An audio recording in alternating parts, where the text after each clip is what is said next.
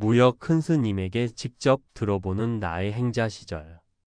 본디 출가할 생각은 전혀 없었는데 일이 절집에 들어와 40년 가까이 살아온 것을 보면 운명이었는가 보다.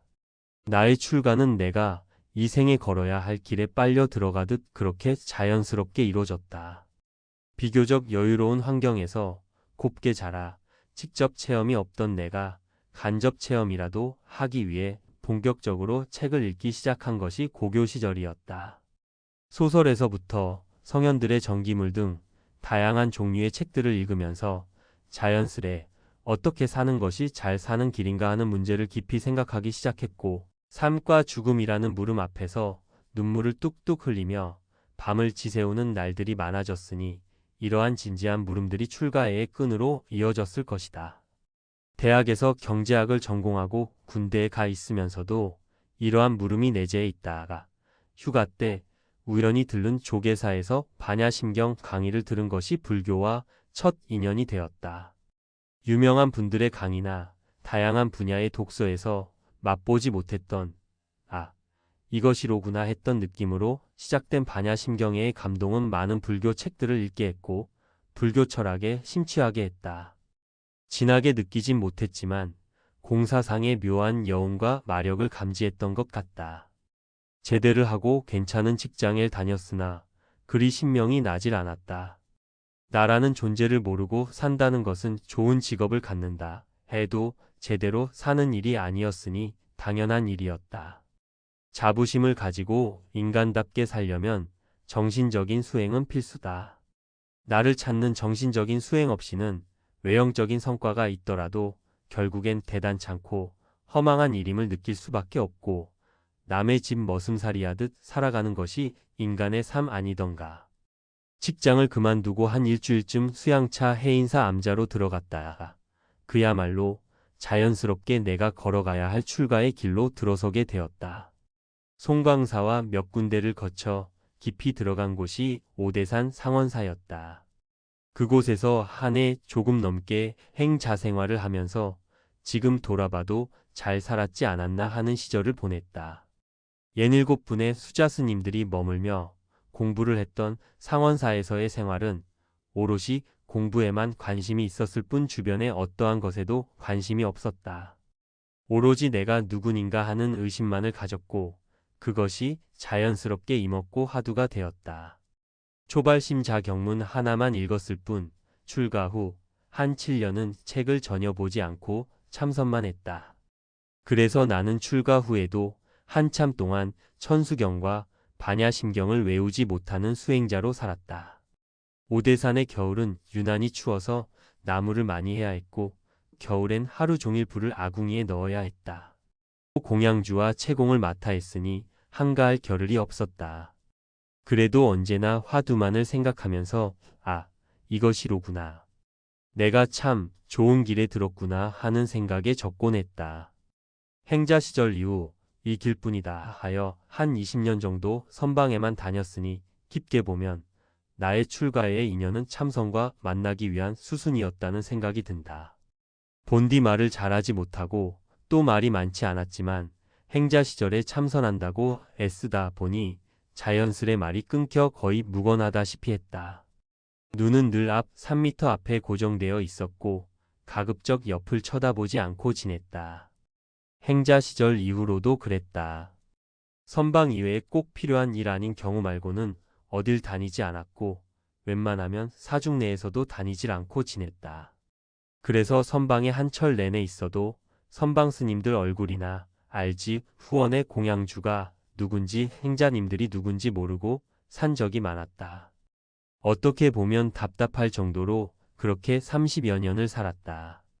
행자 시절 말없이 화두 하나에 늘 몰입해 있었으나 단 하나 마음에 괴로운 것이 있었으니 그것은 두고 온 가족의 미안함이었다. 한 가문의 종손으로서 의무를 버리고 떠나온 일이 지중한 은혜를 입은 조부모님과 부모님에게 미안해서 한동안은 얼굴을 들지 못하고 다녔다.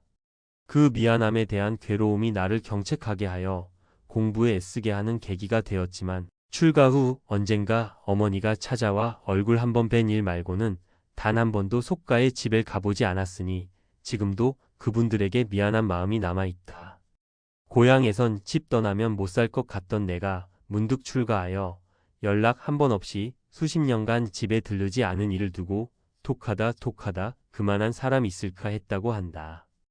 행자 시절 나의 은사이신 희섭 스님은 늘 부지런히 공부해라.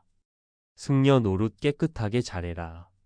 언제라도 부끄럽지 않은 삶을 살아라 하고 말씀하셨다. 하남 노스님의 손상자로 노스님을 오랫동안 깍듯하게 잘 모셨던 우리 노장님에게 언젠가 내가 하남 노스님과 살면서 가장 기억에 남는 게 무엇입니까? 하고 여쭈었더니 아주 검소하고 여법하게 사셨다는 말씀을 했다. 말씀 한마디, 행동 하나하나 모두 법답게 사시는 것을 곁에서 보면서 저리 사는 것이 중노릇을 잘하는 것이로구나. 바로 큰 스님의 모습이구나 느꼈다고 한다. 그 시절 상원사 김치가 짜냐, 강릉 바닷물이 짜냐 하는 이야기가 있었다고 하니 얼마나 살림을 알뜰하고 빈틈없이 건박하게 꾸려갔는지 짐작할 수 있다. 수행자는 물은 물질이 풍요하더라도 늘 절약해가면서 건박하게 살아야 한다. 자신을 적당히 관리해가면서 주변을 다스리지 못하면 수행다운 수행을 하기 어렵다. 춥고 배고프게 살려고 노력하지 않으면 발심하기 어려운 것은 예나 지금이나 마찬가지다. 수행자는 그저 조금 부족한 듯 못난 듯 살아야 바른 생각을 견지하기 쉽다. 어느덧 60의 나이를 훨씬 넘어 상자를 20명쯤 둔 세월을 살았다.